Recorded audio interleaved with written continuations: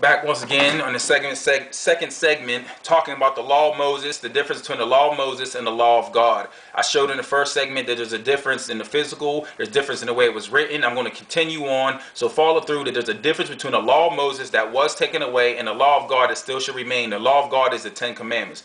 We picked up at Ephesians chapter 2, or left off at Ephesians chapter 2 verse 15 where it said it ended at the cross. There was a law that ended at the cross. I agree with you. That was the law of Moses. Luke chapter 16 verse 17 assured that it said it will stand forever.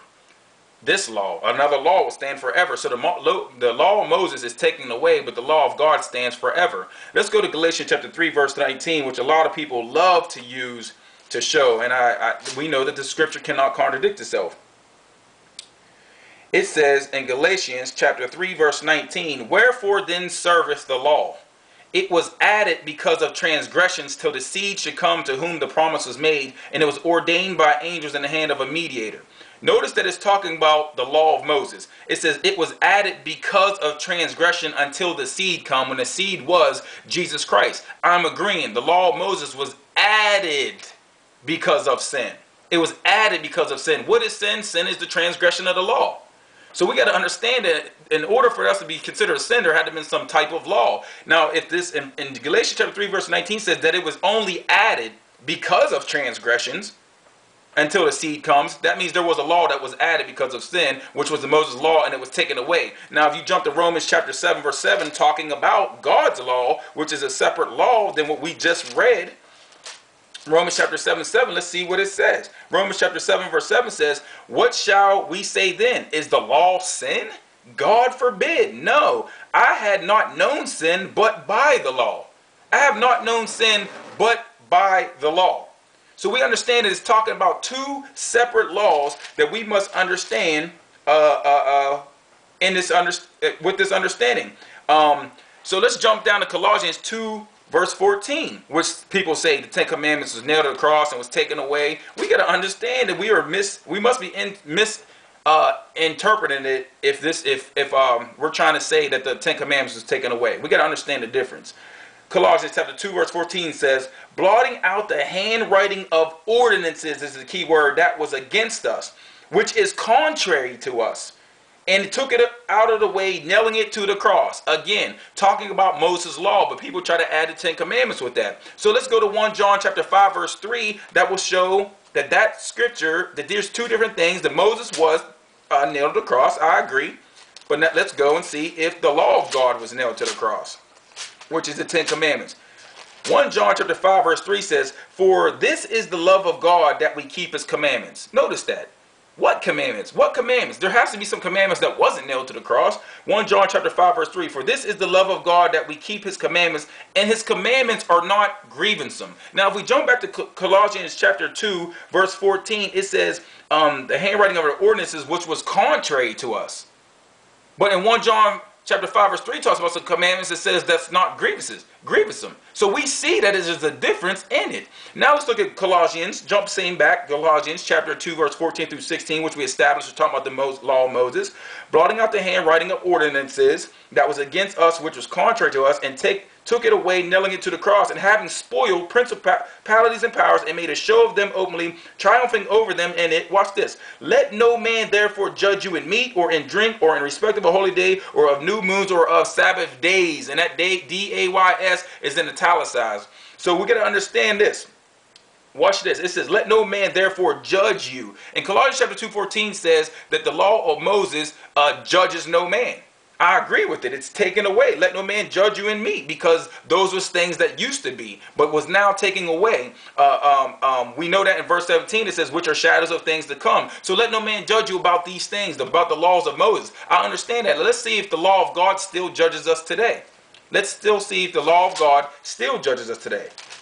Showing therefore a difference. James chapter 2 verse 10 through 12. "For whosoever shall keep the whole law, and yet offend in one point, he is guilty of all. For he that saith, do not commit adultery, saith also, do not kill. Now if thou commit no adultery, yet if thou kill, thou art become a transgressor of the law. So speak you and do so, as they that shall be judged by the law of liberty." The law of liberty. Notice this. If the Moses laws that was taken away says that we're judges no man. anymore. We understand it's taken away. But the other law in James chapter 2, verse 10 to 12 talks about a law that does judge man. Two separate laws. Let's go to Hebrews. I believe this is right. Hebrews chapter 7. Verse 19 says, "For the law made nothing perfect, but the bringing in of a better hope did, by the which we draw near unto God.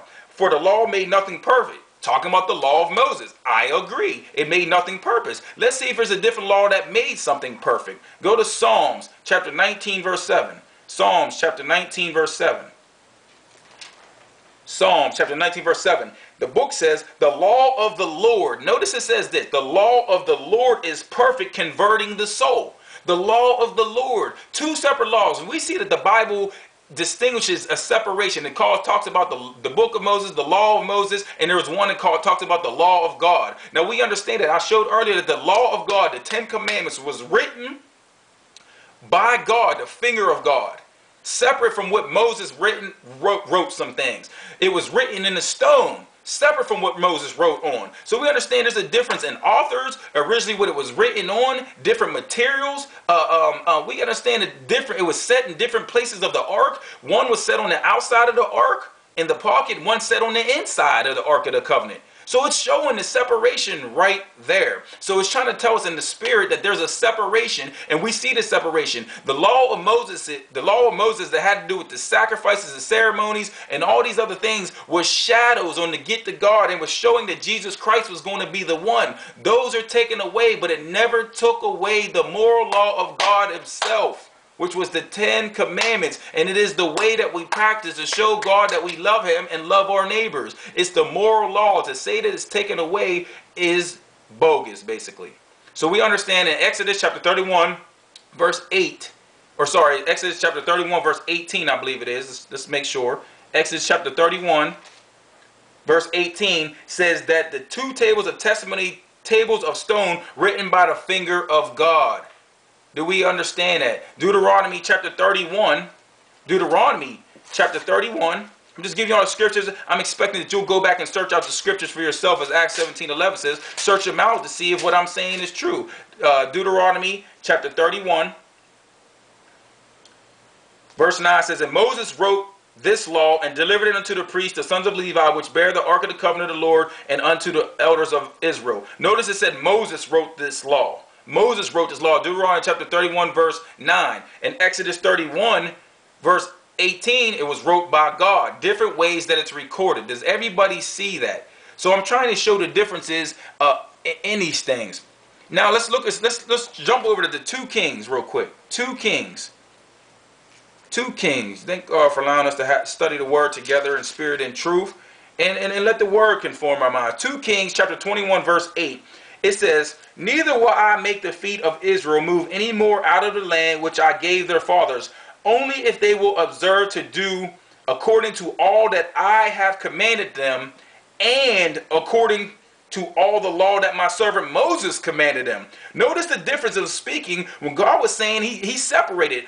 2 Kings chapter 20 verse 8, God separated. He said, "Neither will I make the feet of Israel move any more out of the land which I give their fathers, only if they will observe to do according to all that I have commanded them, and according to all the law that my servant Moses commanded them."